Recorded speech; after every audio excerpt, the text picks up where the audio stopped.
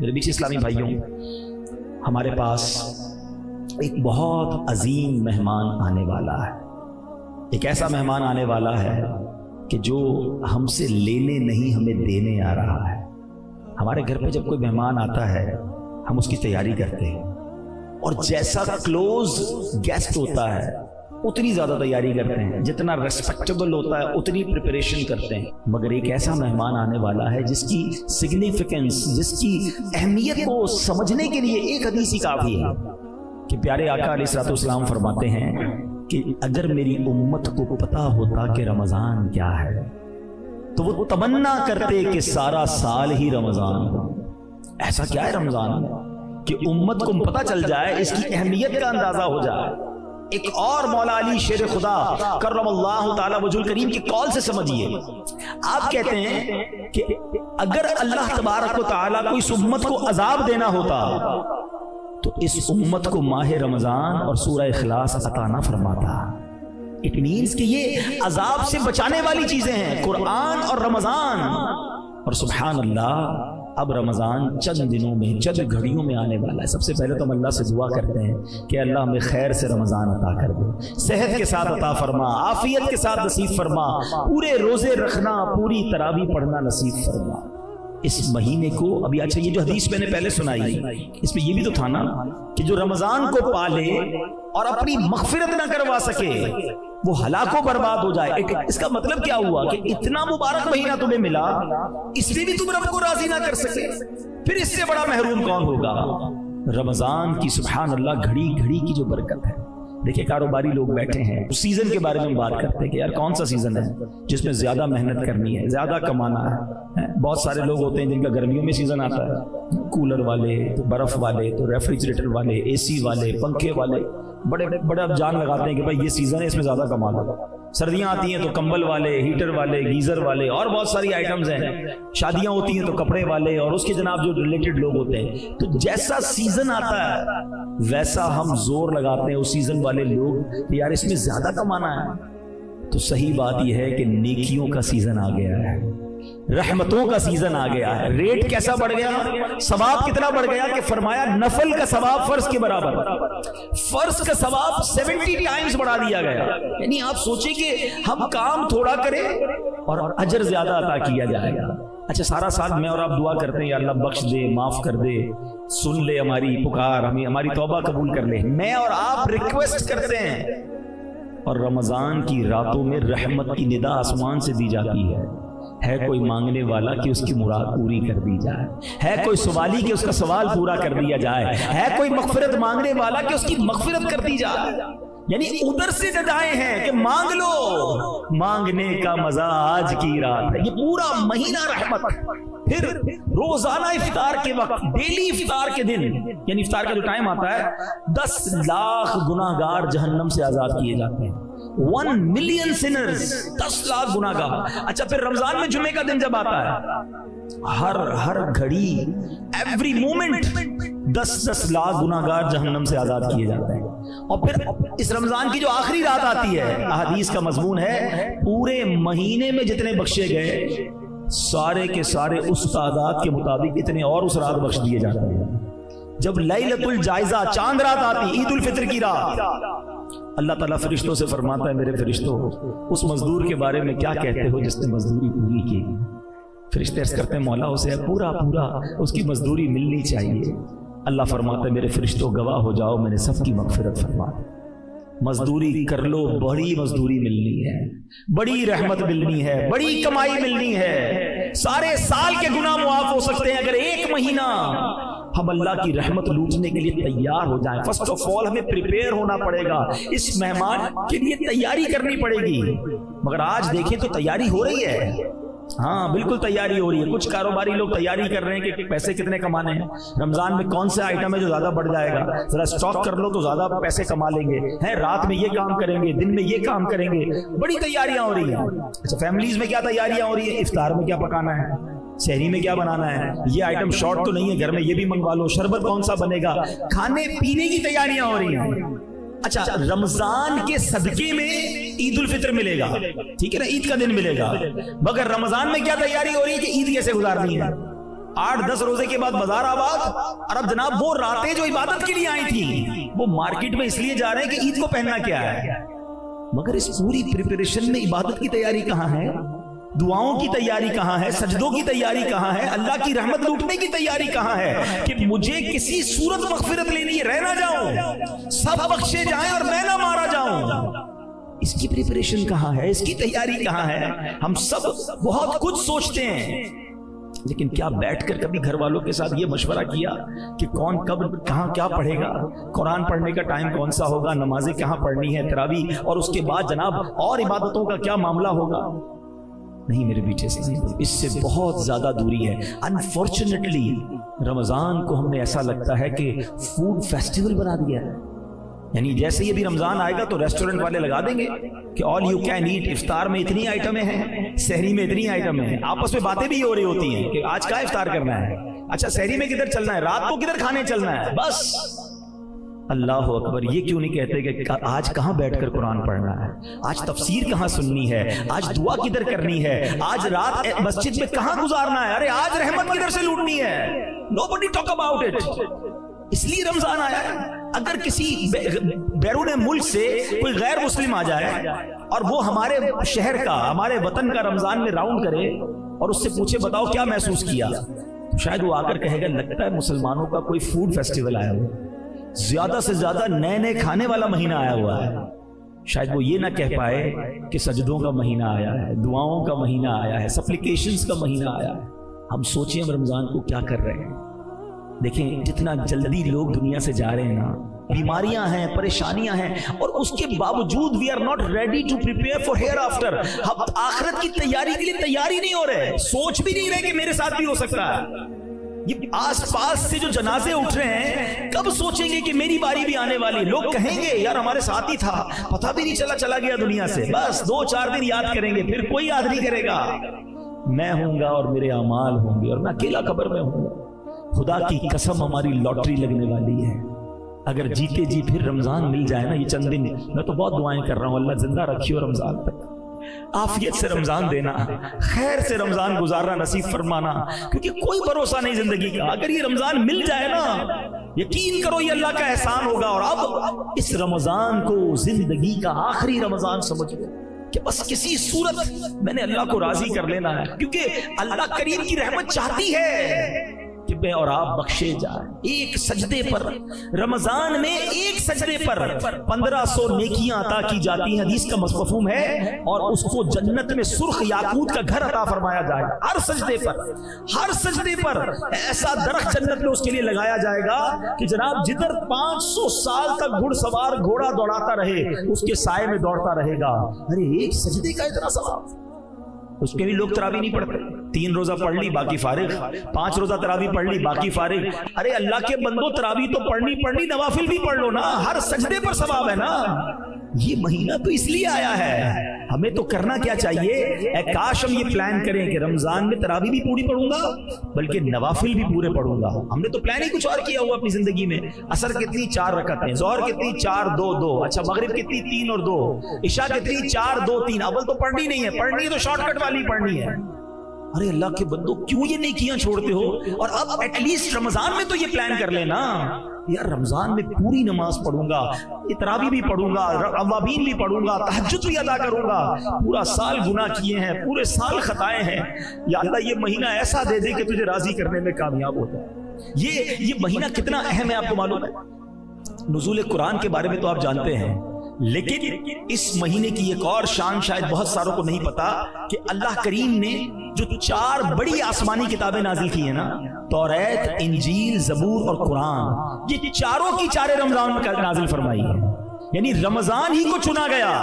सुभान अल्लाह। आइए आपकी मालूमात में इजाफा करूं कि मुस्नद इमाम अहमद की रिवायत में है कि अल्लाह के आखिरी नबी सल्लल्लाहु तआला अलैहि वसल्लम ने फरमाया, हजरत इब्राहीम के सहीफे रमजान की पहली रात में नाजिल हुए, तौरात शरीफ रमजान मुबारक की 7वीं रात में नाजिल हुई, इंजील मुकद्दस रमजान की 14वीं रात नाजिल हुई, और ज़बूर शरीफ रमजान की 6 तारीख को नाजिल हुई। और सुभान अल्लाह, कुरान के बारे में रब फरमाता है شہر رمضان الذی انزل فیہ القرآن، رمضان کا مہینہ جس میں قرآن نازل کیا گیا۔ سبحان اللہ، ذرا سوچئے اس مہینے کی اہمیت کیا ہے، اور ہمیں اس مہینے میں کتنی بڑی نعمتیں عطا کی گئی ہیں، کتنی مہربانیاں کی گئی ہیں۔ پہلا عشرہ عشرہ رحمت، دوسرا عشرہ عشرہ مغفرت، تیسرا عشرہ جہنم سے آزادی کا عشرہ۔ اچھا، اس میں بھی ایک رات، یہ شب قدر جو عطا ہوئی نا، اس کے پیچھے بڑی زبردست علماء نے سورہ قدر کے شان نزول لکھے، ٹھیک ہے؟ سورہ قدر پڑھتے ہیں نا، بسم اللہ الرحمن الرحیم، انا انزلناہ فی لیلۃ القدر وما ادراک ما لیلۃ القدر لیلۃ القدر خیر من الف شہر۔ یہ جو 3 آیتیں ہیں نا، اس کو سمجھیے گا ذرا، یہ قرآن کا بہت خوبصورت اسلوب ہے، یہ the way of قرآن ہے کہ جب قرآن کو کسی بات پر emphasize کرنا ہوتا ہے، کسی بات کی تاکید کرنی ہوتی ہے، تو قرآن خود کوسچن ہم سے پوچھتا ہے، انا انزلناہ فی لیلۃ القدر، ہیں ہم نے نازل کیا اسے لیلۃ القدر میں۔ پھر آگے فرمایا وما ادراک ما لیلۃ القدر، تم نے کیا جانا لیلۃ القدر کیا ہے؟ یہ کوسچن کرنے کا مطلب یہ ہے کہ اٹریکشن لی جائے، لوگ سمجھے کہ بڑی اہم بات ہونے جا رہی ہے، be prepare for that words. جس طرح قرآن نے سورہ قارعہ میں فرمایا القارعۃ ما القارعہ وما ادراک ما القارعہ، تم نے کیا جانا قارعہ کیا ہے، اور اس کے بعد قرآن اسے ڈیفائن کرتا ہے۔ بالکل اسی طرح قرآن یہاں کہہ رہا ہے کہ تم نے کیا جانا لیلۃ القدر کیا ہے۔ پھر فرمایا لیلۃ القدر خیر من الف شہر، یہ وہ رات ہے جو 1000 مہینوں سے بہتر ہے۔ There is a question, why 1000 months؟ یہ 1000 مہینوں کی کیلکولیشن کیا ہے؟ 100 سال ہوتے، 50 سال ہوتے، 200 سال ہوتے، یہ 1000 مہینوں کے پیچھے لاجک کیا؟ اس کے پیچھے علماء نے، مفسرین قرآن نے بہت ساری جس کو کہیں شان نزول بیان کی ہے۔ نبی پاک علیہ الصلوۃ والسلام نے صحابہ کرام کے سامنے ایک واقعہ بیان کیا، پیارے آقا علیہ السلام نے بتایا، جس کا مضمون ہے کہ پچھلے زمانے میں ایک بزرگ ہوتے تھے، ان کا نام تھا شمعون، بنی اسرائیل کا زمانہ تھا، حضرت شمعون۔ نبی پاک نے فرمایا کہ وہ بڑی اللہ کی عبادت کرتے تھے، دن میں جہاد کرتے، رات کو عبادت کرتے، اور 1000 مہینوں تک انہوں نے ایسے وقت گزارا، روزہ بھی رکھتے تھے، بڑے جاندار تھے، بڑے طاقتور تھے، مگر بڑی صفاکی کے ساتھ، طویل واقعہ میں شارٹ کر کے بتا رہا ہوں، بڑی صفاکی کے ساتھ، بڑے ظلم کے ساتھ آپ کو شہید کر دیا گیا۔ اب جب صحابہ کرام نے واقعہ سنا تو کیا شاندار مائنڈ سیٹ تھا صحابہ کرام کا۔ ہمیں کوئی پچھلی قوم کی، پچھلے کسی لوگوں کی بات بتائے تو کہتے ہیں اچھا اتنے پیسے تھے، ہمارے پاس کیوں نہیں ہے؟ ہم تو کسی کے گھر جاتے ہیں، اس کا گھر دیکھ کے ہمارا موڈ آف ہو جاتا ہے، یار اس کا اتنا بڑا، میرا چھوٹا سا گھر ہے، اتنی بڑی گاڑی میری کب ہوگی؟ اس کی گھڑی دیکھے تو رات نہیں گزرتی۔ اللہ کے بندو، اس ریس میں مارے جاؤ گے، ہاں یہ کبھی نہیں جیت سکتے، پریشان ہی رہو گے۔ اگر یہ والی ریس کرنی ہے نا تو پریشان ہی رہنا ہے، کیونکہ کروڑ پتی ارب پتی کو دیکھ کے پیچھے رہ جائے گا، ارب پتی کے اوپر خرب پتی موجود ہے۔ آپ کتنی بھی بڑی گاڑی لے لیں، ہم لوگوں کے پاس پرائیویٹ جیٹ آ گئے، کہاں تک جاؤ گے؟ اللہ کے بندو، جو رب نے دیا ہے اس پہ شکر ادا کرو، انجوائے کرو اپنی لائف کو۔ ہاں چلے ایک اس بات کو ہی روکتے ہیں، یہ بات جب چلی ہے اور اس کیلیبر کے لوگ بیٹھے ہیں، لائف میں اگر سکون لانا چاہتے ہیں نا تو 2 باتیں یاد کر لیں کہ نعمتوں میں اپنے سے کمتر لوگوں کو دیکھیں، ٹھیک ہے، اور نیکیوں میں اپنے سے آگے لوگوں کو دیکھیں، آپ کی لائف مزیدار ہو جائے گی۔ آپ کو جب بھی لگے نا کہ یار میرے سے آگے لوگ ہیں، وہ نہ دیکھیں، اپنے سے پیچھے والوں کو دیکھیں، جھونپڑی میں لوگ رہ رہے ہیں، جو آپ کے پاس ہے نا اس پر انجوائے کرنا سیکھیں، ورنہ لائف بے مزہ ہو جاتی ہے۔ میں آپ کو سمجھاتا ہوں اس بات کو۔ ایک بادشاہ تھا، وہ بڑا پریشان رہتا تھا، بڑے پیسے تھے اس کے پاس، مگر نیند نہیں آتی تھی، ٹینشن بہت تھی۔ اپنے وزیر کو بلایا کہ یار بتاؤ تو صحیح کہ یہ اتنے پیسے، اتنا مال، اتنا سلطنت، نیند ہی نہیں آتی، عجیب سی کیفیت رہتی ہے، اور میں اپنے غلاموں کو دیکھتا ہوں یہ بڑے مزے میں مستی مذاق کر رہے ہوتے ہیں، رات کو سکون کی نیند سو جاتے ہیں، زمین پہ ہی سو جاتے ہیں، مجھے نرم بستر پر نیند نہیں آتی۔ میری اور ان میں فرق کیا ہے؟ یہ اتنا انجوائے کیوں کر رہے ہیں لائف کو، میں پریشان کیوں؟ اس نے کہا بادشاہ سلامت، یہ بات آپ کو 99 نمبر کے فارمولے سے سمجھ آئے گی۔ یہ کون سا فارمولہ ہے؟ کبھی سمجھاتا ہوں۔ اس نے ایک غلام کو بلایا، ادھر آؤ بادشاہ سلامت، آپ اس کو 100 اشرفیاں تحفے میں دے دیں۔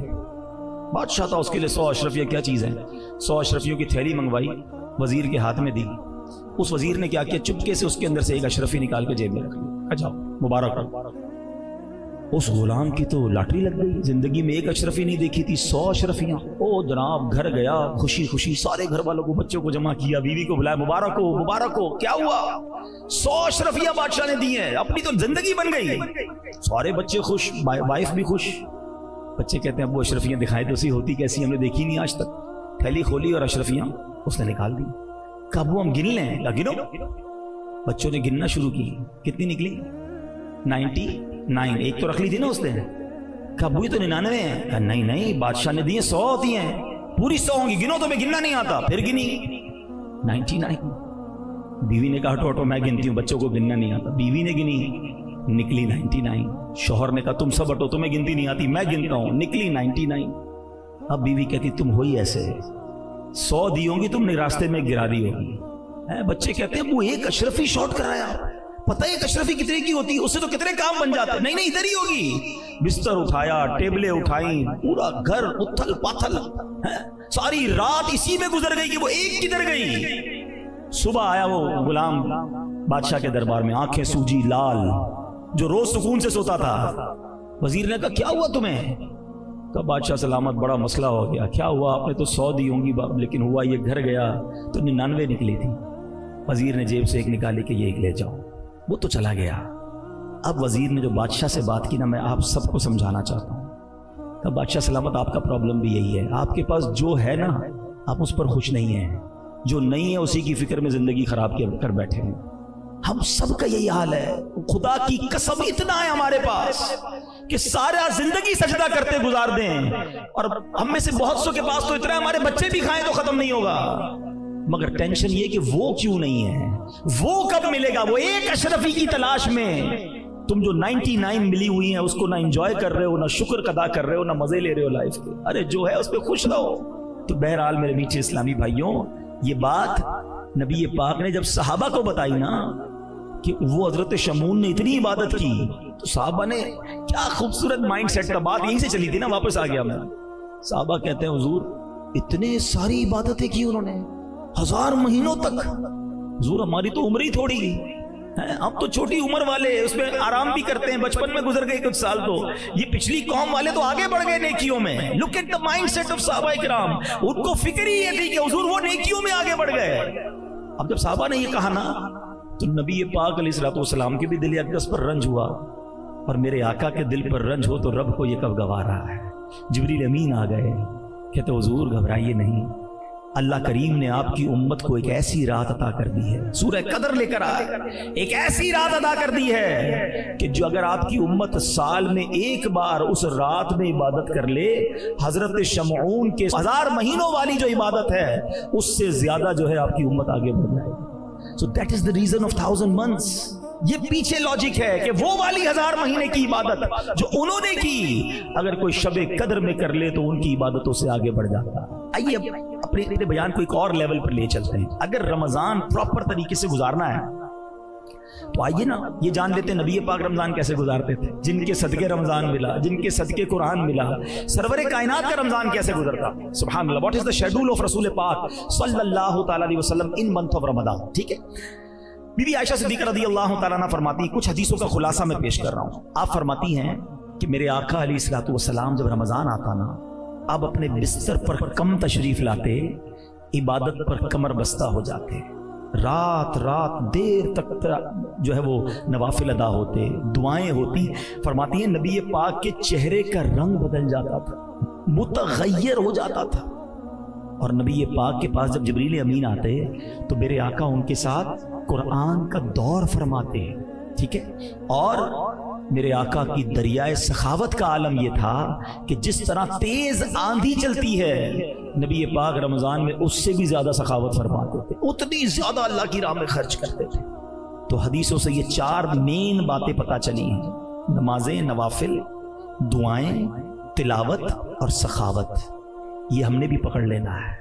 अपने रमजान को इस बार इस तरह गुजार के देखो कि इबादत में गुजारना है, सारी नमाजें पढ़नी है, रोजे रखने हैं, तरावी पढ़नी है, खूब तिलावत करें। तिलावत का भी बड़ा मसला है, कहने में मजा नहीं आ रहा, मगर बहुत बड़ी तादाद वो है जिनको प्रॉपर अब तक कुरान पढ़ना ही नहीं आया। दुनिया भर की मालूमात, $1 लेना नहीं, डॉलर का रोज रेट चेक करना है, सोने का भाव चेक करना है, दुनिया भर की बहस करनी है। قرآن پڑھنے نہ سیکھ سکا. بتاؤ نا یہ کیسی زندگی ہے. حدیث پاک کے الفاظ ہیں وہ دل ویران ہے جس میں کچھ قرآن نہیں ہے.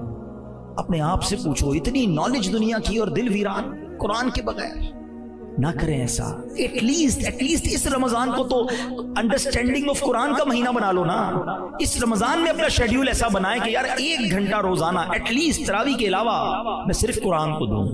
اور آپ کے لیے اب کتنی آسانی ہو گئی ہے. ایک بزرگ نے بڑی پیاری بات کی کہ پچھلے 1400 سالوں میں دین سیکھنا اتنا آسان نہیں تھا جتنا اب آسان ہو گیا ہے. کتابیں PDF پہ آ گئیں, ویڈیوز آنا شروع ہو گئیں, کورسز آن لائن ہونا شروع ہو گئے. یعنی اگر کوئی دین سیکھنا چاہتا ہے, نہیں چاہتا تو اس کی مرضی ہے. اب فنگر ٹپس پہ دل میں دین ہے. ارے وہ زمانہ تھا لوگ اونٹوں پر گھوڑوں پر, صحابہ کرام نے 6 مہینے کا سفر کیا ایک حدیث سننے کے لیے. آج کمپائل کر کے بکس ہیں, ذرا آپ انٹرنیٹ پہ سرچ کریں, کتابیں موجود ہیں, PDF پہ موبائل میں آ جاتی ہیں, ایپلیکیشنز مل جاتی ہیں, آڈیو بکس آ جاتی ہیں. اگر نہیں سیکھنا تو اور بات ہے. ایک جملہ یاد کر لو, کام آئے گا. جس کو کام کرنا ہو نا, کوئی بھی کام کرنا ہو, اس کے لیے راستے بہت, جس کو نہیں کرنا نا اس کے لیے بہانے بہت.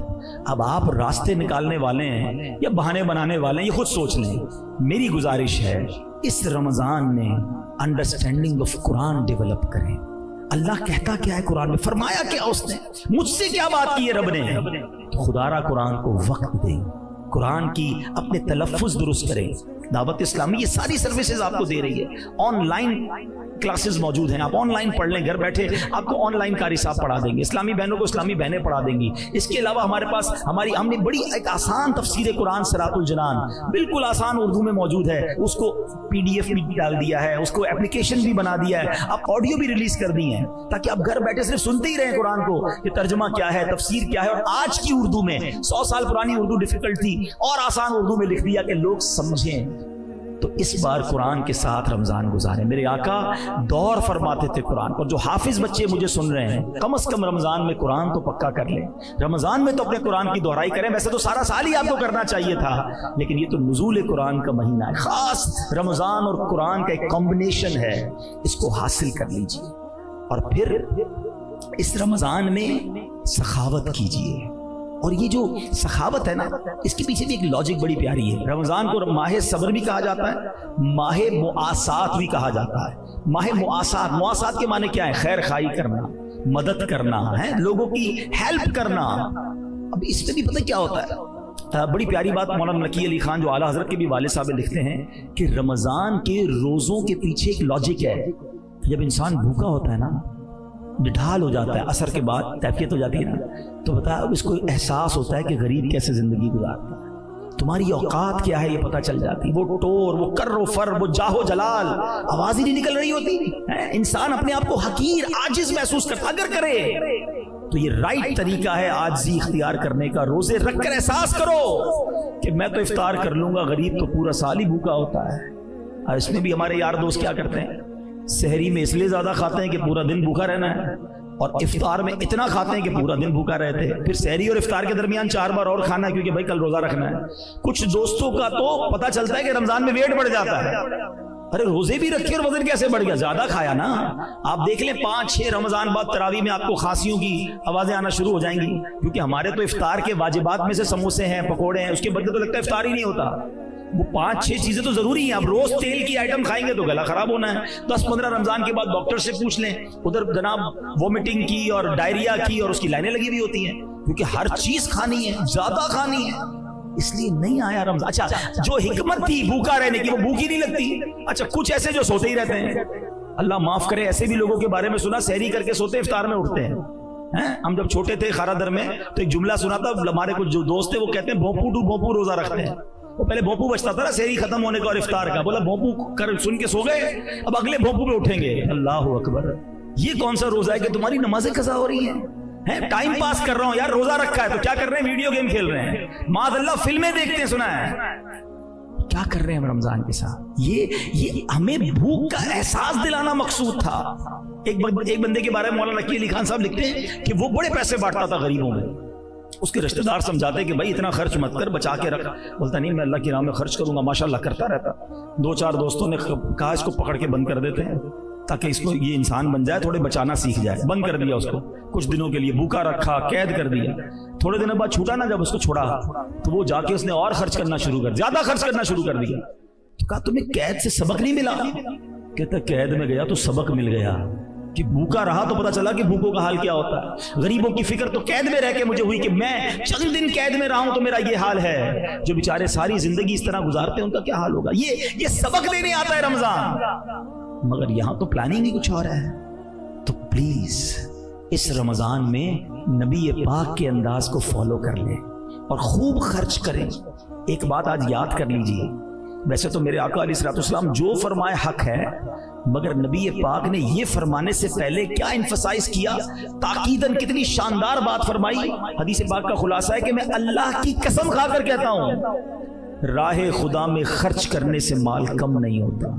तो डेफिनेटली हो गया ना कि आपने खर्च करना है और ये कम नहीं होना। कैलकुलेटर कहेगा कम हो गया, हाँ ये बता दूं, लाख रुपए में से 5,000 दोगे तो 95 ही कैलकुलेटर बताएगा ना।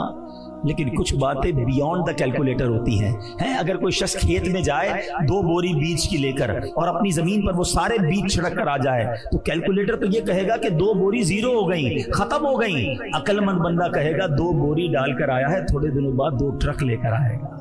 तो ये अल्लाह की राह में खर्च करना बीज ही है। ये तुम बीज डालो, अल्लाह फसल अता फरमाएगा, हमेशा मल्टीप्लाई होता है। जो लोग पूरी ज़कात देते हैं उनसे पूछ लीजिए कि अगले साल वो ज्यादा दे रहे होते हैं। कैसे ज्यादा दे रहे हैं? क्योंकि अल्लाह और बरकत डाल देता है। तो हमेशा एक तो मेरा एक बहुत बड़ा दर्द है और अल्लाह करे किसी के लिए फायदा हो जाए। आप भी इस बात को प्लीज मैं कहता हूं वायरल करें, बात करें, दोस्तों में बैठते इधर उधर की गपशप ये वाली बात करें जो मैं अब करने जा रहा हूं। यानी मेरी अब ये फीलिंग स्ट्रांगली बनती जा रही है कि जिस तरह रमजान के अलावा बदकिस्मती से लोग शायद 8 आपकी सारी गाड़ियां निकल गई, घर में जो सामान है वो निकल गया, अगर कोई किराए पे जगह दी तो वो भी निकल गई।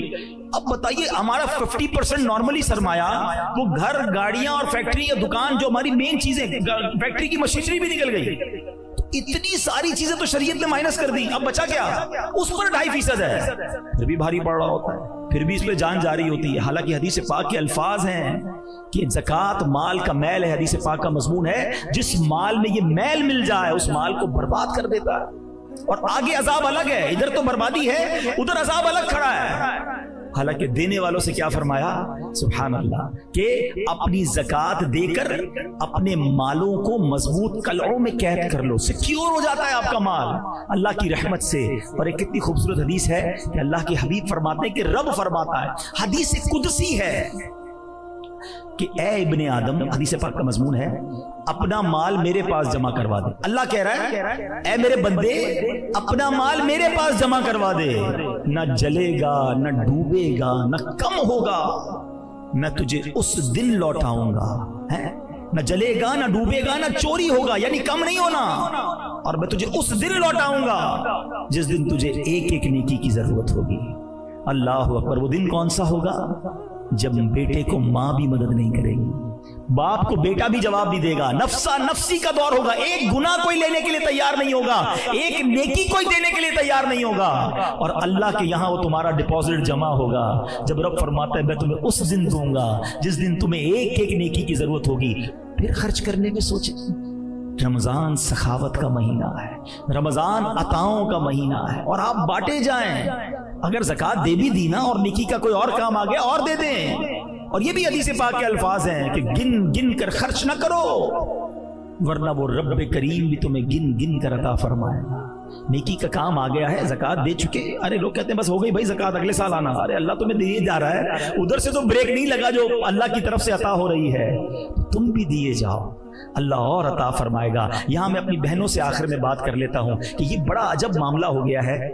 हालांकि सोने की ज़कात उस पर है जिसके पास सोना है, चांदी की ज़कात उसके ऊपर है जो मालिक है चांदी का।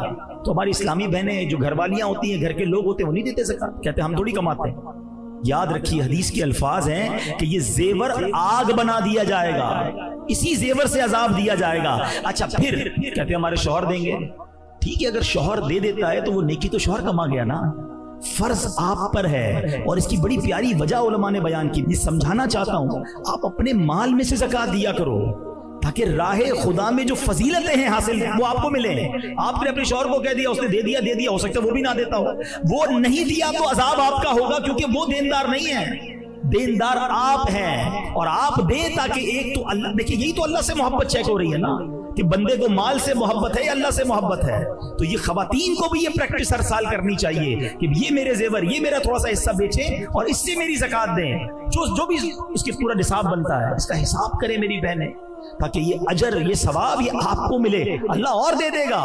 اسی طرح قربانی کے وقت بھی یاد رکھیے جو مالدار ہے نا اس پر قربانی واجب ہے. تو اگر عورت ہے تو عورت پر اپنی قربانی واجب ہے، وہ خود اپنے پیسے نکال کر دے کہ میں بھی چاہتی ہوں کہ اللہ کی راہ میں میری طرف سے بھی قربانی کی جائے. آپ کے شوہر نے، آپ کے والد نے کر دی، اچھی بات ہے، لیکن ثواب تو انہیں مل گیا. آپ اس ثواب میں حصہ لیں تاکہ یہ عادت بنے آپ کی بھی. مال سے محبت ہی تو چیک کری جاتی ہے، اللہ کی بارگاہ میں تھوڑی پیسے جاتے ہیں. وہاں یہ دل اور یہ نیتیں دیکھی جاتی ہیں کہ اس بندے یا اس بندی کو مجھ سے محبت ہے یا مال سے محبت ہے یا دنیا سے محبت ہے. اللہ اپنی اور اپنے رسول کی محبت عطا فرمائے، دین کی محبت عطا فرمائے. اچھا، زکوٰۃ دینے میں ایک اور بڑا مسئلہ، ایک تو زکوٰۃ پراپر بناتے نہیں ہیں، حساب کر بھی لیا تو زکوٰۃ دینے میں بڑی سستی ہے. یار ہم تو پورا سال تھوڑے تھوڑے کر کے دیتے ہیں. نہیں جناب، اگر زکوٰۃ کا دن آ گیا اور آپ کی زکوٰۃ آپ پر لاگو ہو گئی، آپ نے اسی دن زکوٰۃ نکالنی ہوگی. اگر آپ گریجولی نکالنا چاہتے ہیں تو اس کا طریقہ یہ ہے کہ آپ 1 سال ایڈوانس ہو جائیں. یعنی مثال کے طور پہ کسی کا یوم نصاب پہلی رمضان اور اس کی زکوٰۃ بنتی ہے 10 لاکھ روپے، تو ایک رمضان کو وہ 10 لاکھ تو پہلے دے دے تاکہ پچھلے سال کی میری زکوٰۃ ادا ہو گئی، اور اب اگلے رمضان تک وہ ہر مہینے لاکھ روپے دیتا رہے زکوٰۃ. اگلے رمضان میں جا کے کیلکولیٹ کر لے، 8 لاکھ دے دیے تھے، اب 10 بنتے تو 2 دے دے، 10 دے دی اور 12 بنتے تو مزید 2 دے دے. کم بنتے ہیں. اب ایسا بھی دیکھو شریعت کے طریقہ آسان ہے کہ کسی نے پورے سال میں زکوٰۃ دے دی 10 لاکھ روپے، بعد میں کیلکولیشن کی زکوٰۃ تو بنتی تھی 9 لاکھ روپے، تو کوئی بات نہیں، 1 لاکھ روپے اگلے سال کی زکوٰۃ کے لیے کیری فارورڈ کر لے.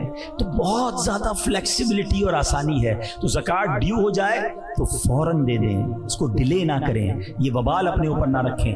اب تیسری بات، زکوٰۃ دیں کس کو؟ اس میں بھی بڑی سستی ہے. اپنی جان چھڑا لیتے ہیں، بھائی ہم کو تو یار ہم بانٹ دیتے ہیں رشتہ داروں میں، اپنے ملازمین کو دے دیتے ہیں. ارے بھائی آپ نے چیک کیا کہ وہ زکوٰۃ کے مستحق ہیں کہ نہیں؟ بس یار اللہ معاف کرنے والا ہے. آپ کی دکان پہ 50,000 کا ادھار کوئی لینے آتا ہے تو 5 سوال کرتے ہو، کدھر سے آئے ہو، کوئی گارنٹی ہے کہ نہیں ہے، دکان کدھر ہے، ایسے کیسے ادھار دے دوں؟ اپنے پیسے دینے ہیں تو 4 سوال 5 سوال گارنٹیاں بھی لینی ہے، اور زکوٰۃ دینی ہے تو کوئی محنت نہیں کرنی. تو زکوٰۃ دینا کس کو ہے؟ آپ کا میرا کام صرف زکوٰۃ کیلکولیٹ کر کے نکالنا نہیں ہے. اس فریضے کی ادائیگی جب ہوگی جب آپ اس کو مستحق تک پہنچائیں گے، یہ ذمہ داری ہے آپ کی. ہاں اللہ کی رحمت سے کچھ لوگ ہیں جو آپ کی ذمہ داری اٹھا لیتے ہیں، تو پھر تو بہت اچھی بات ہے. اگر آپ کو ان پر یقین ہے تو پھر ان لوگوں کے ذریعے زکوٰۃ دی جائے. مگر زکوٰۃ دینے کا بہترین جو یہ سمجھے کہ گھر کہہ لیں، بہترین ہیڈ کہہ لیں، سب سے پہلا حق آپ کے اپنے غریب رشتہ داروں کا ہے. پہلے اپنے غریب رشتہ داروں کو دیکھیں. ہاں وہ زکوٰۃ کے مستحق ہونے چاہیے، یہ یاد رکھیے گا کہ یار رشتہ داروں کو دینا زکوٰۃ ضروری ہے، اچھی بات ہے، لیکن وہ مستحق ہی نہیں ہے. آپ زکوٰۃ دیں گے تو آپ کی زکوٰۃ ہی ادا نہیں ہوگی. تو پہلے حق آپ کے غریب رشتہ داروں کا ہے. اس کے بعد میں گزارش کروں گا کہ عاشقان رسول کی بے شک عظیم الشان تحریک دعوت اسلامی آپ کے سامنے ہے کہ کتنے بڑے پیمانے پر دین کی خدمت کر رہی ہے. تو کمال کی آرگنائزیشن ہے، نمازی بھی بناتی ہے، قرآن بھی پڑھاتی ہے، جنت کے راستے پر بھی ہمیں لے جاتی ہے، اور بیمار ہو جائیں تو خون بھی دیتی ہے، پرابلم آ جائے تو کھانا اور راشن بھی پہنچاتی ہے. تو اتنی ساری ڈائمینشنز میں اگر کوئی آرگنائزیشن کام کر رہی ہو اور پھر کرسٹل کلیئر اکاؤنٹس کے ذریعے ہمارے الحمدللہ چارٹرڈ اکاؤنٹنٹس ہمارے اکاؤنٹس کو دیکھتے ہیں، ہم اپنے آڈٹ فرم سے آڈٹیں ہو رہی ہیں، آپ بھی ہمارا پارٹ بنیے. میں تو کہتا ہوں آپ اپنا صرف ڈونیشن نہ دیں، آپ دعوت اسلامی کا پارٹ بنیں اور اپنا ڈونیشن اپنے ہاتھ سے ہی خرچ کر لیں. دعوت اسلامی کے کسی ڈپارٹمنٹ کو اس طرح جوائن کریں کہ خود ہی اسے لیڈ کریں، تاکہ صرف اپنے دنیا کے لیے کام نہ کریں، اپنے کاروبار ہی کو ٹائم نہ دیں، اپنی آخرت کے لیے بھی ہم یہ کام کریں. اللہ کریم سے دعا ہے کہ رب کریم اس رمضان کو صحیح طریقے سے سنت کے مطابق گزارنا نصیب فرمائے، خوب عبادتیں کرنا، سارے روزے اور تراویح پڑھنا اور رکھنا، اور اپنی راہ میں خوب خرچ کرنے کی توفیق عطا فرمائے. آمین بجاہ النبی الامین صلی اللہ تعالی علیہ وسلم.